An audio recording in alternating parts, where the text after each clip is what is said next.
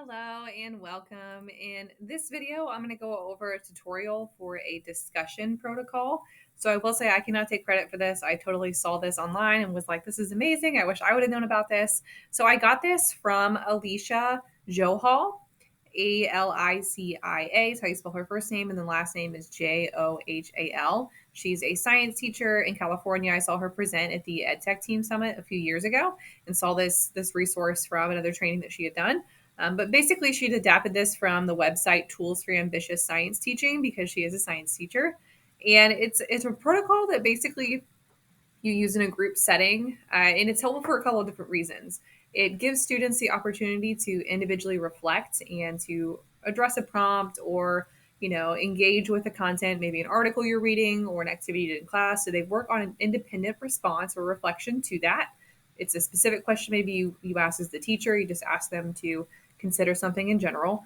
And then in a small group, they work together and share their responses. So they're proofreading each other's, they're talking about it with each other, and they craft a group response at the end of this. So everyone can see each other's responses. They work together and provide feedback. So not only is it helpful just to get kids talking, but it structures that conversation. There's some individual accountability because every single person is expected to share and talk about their piece.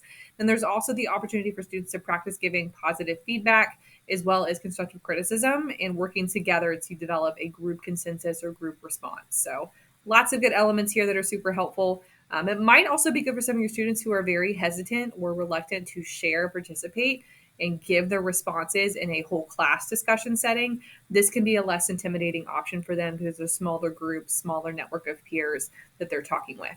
So those are just some of the benefits behind it. So how do you do this? There are a couple templates that I've seen floating around. I kind of adapted my own, and this is totally something that you can borrow and copy. So what you'll do is use this protocol in a group setting. It's up to you and how much time you want to spend on it, but it will take a little bit of time for this. This could be really great for a variety of subject areas. It really lends itself well to any type of claim, evidence, and reasoning type of writing. If you're doing that, which I know is something that happens in science class, social studies, definitely English language arts. It could be something that you do in math class as well. And really a lot of the exploratory areas, you could do this too. Maybe it's students, analyzing a specific text or article that they've read and you go into this protocol afterwards. Or maybe it's a part of a science lab and they're reflecting on their reasoning afterwards. Lots of different things you could do. Oh, if you're social studies like me, could be a primary source activity and a way to spark that conversation. Up to you on how you would like to do that.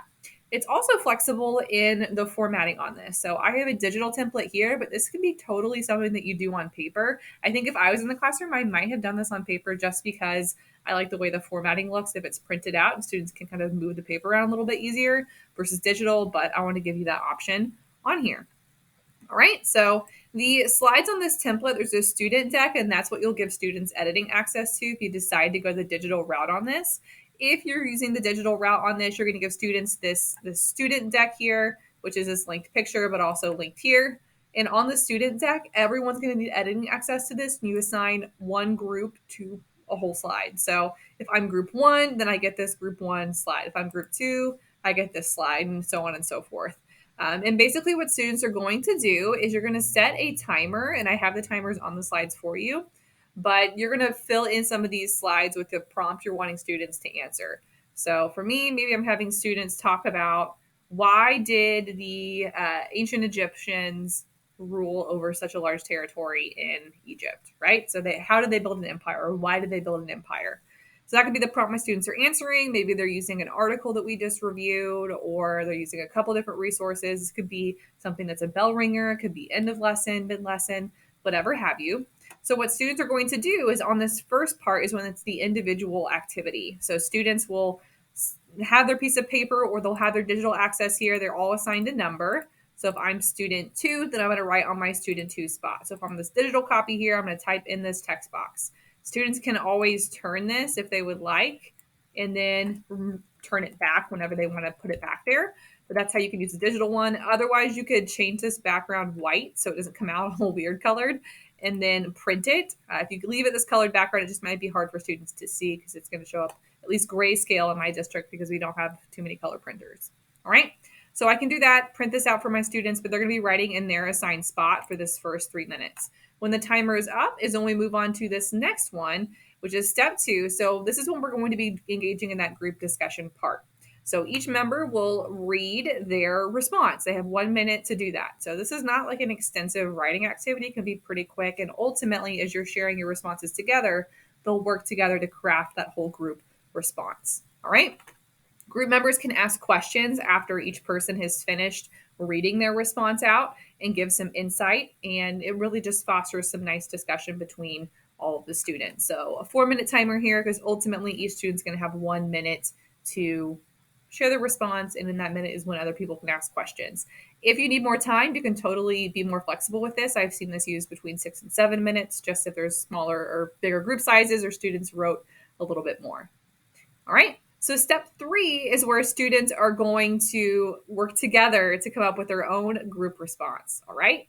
So one person could be assigned to be the writer, or 1 or 2 students can, and they're going to make this group constructed response here. So if they're all in agreement, maybe they're writing a very similar thing. If they're not in agreement, then they have to kind of work through each other's differences and come up with a response here that they'll be proud to talk about and share with the whole class. All right. So this is another one where you might have to adjust the time a little bit and give a little bit more time in case the students need it.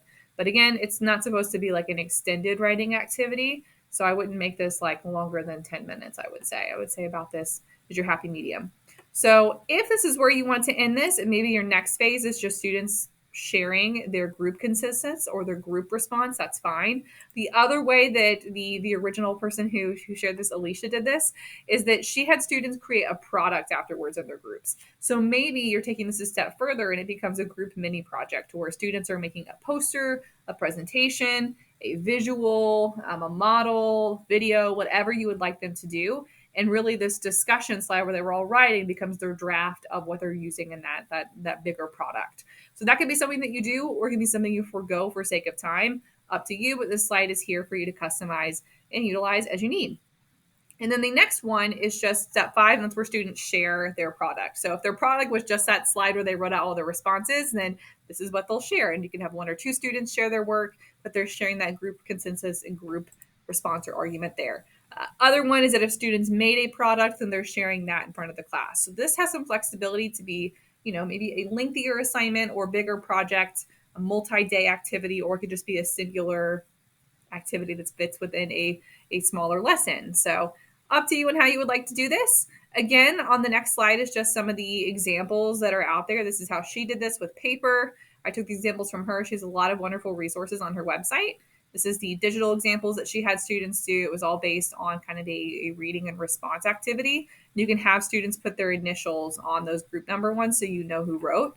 And then if you want to see more on this, I have the website linked where she got this from, and then also her website here so you can adapt and see some more of her awesome work that's there. So this is just called Discussion Diamonds. Could be really helpful for structuring group work and conversation in your classes. And I hope that you find this helpful and have fun with this activity.